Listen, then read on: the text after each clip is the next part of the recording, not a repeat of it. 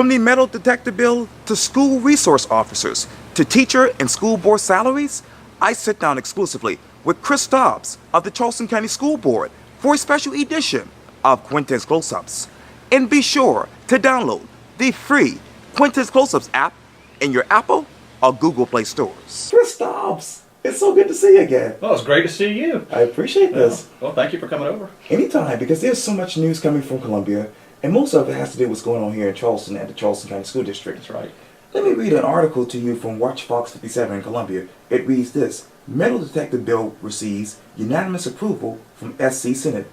So where does the Charleston County School Board go from here with that? All right, so the background on the metal detectors and the way that, at least that we got interested in it before the big events down in Florida, was at the beginning of the year we actually had a couple of kids who were caught with handguns in our schools in North Charleston. There were 2 kids at Stall, 2 kids at North Charleston High, and this was just back in September, first month of school.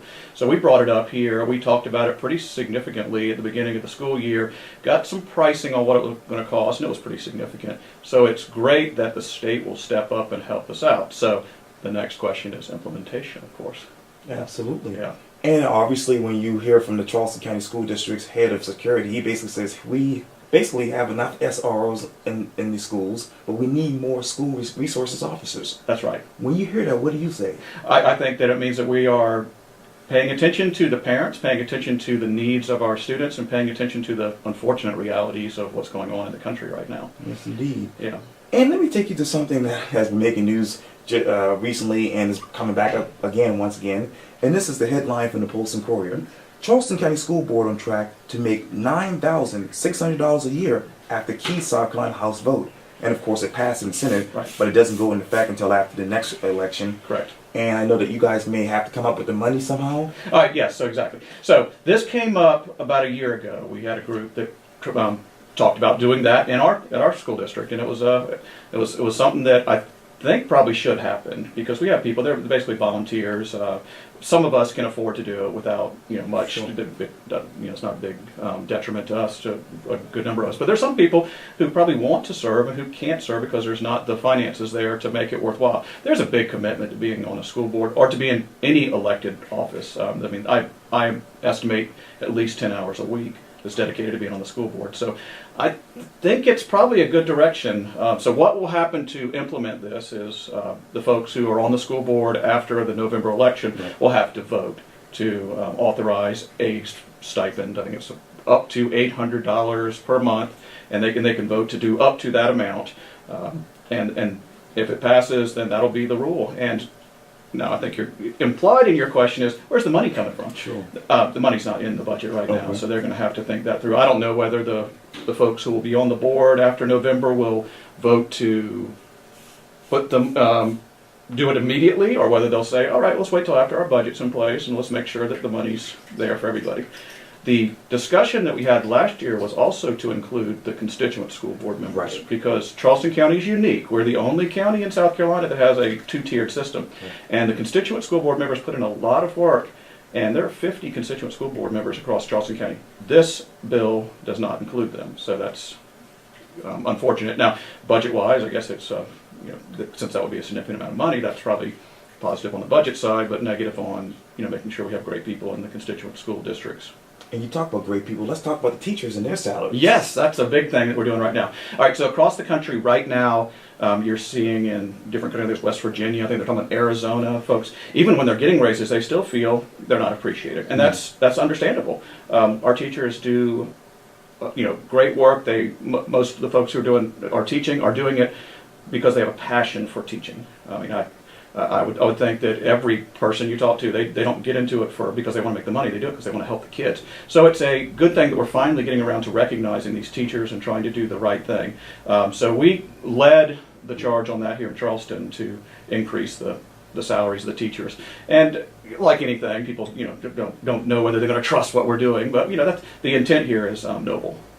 Yeah. And let me go back to the Charleston County School Board. Yes. Let me be blunt here. Uh-huh. How much more energy do you have to serve on the Charleston County School Board? Well, I'm not planning on running again. So I've done my 4 years, and I feel like I've done a lot for the community and tried to help out. But I think it's a good time for someone else to step up. There's 4 people would be up for re-election this year. So we've got Kate Darby, who's the chair, Eric Mack, who's the vice chair, Cindy Coates, who's the North Charleston rep and former chair, and of course I'm the former vice chair, and I'm from Mount Pleasant. So I believe the other 3 are running.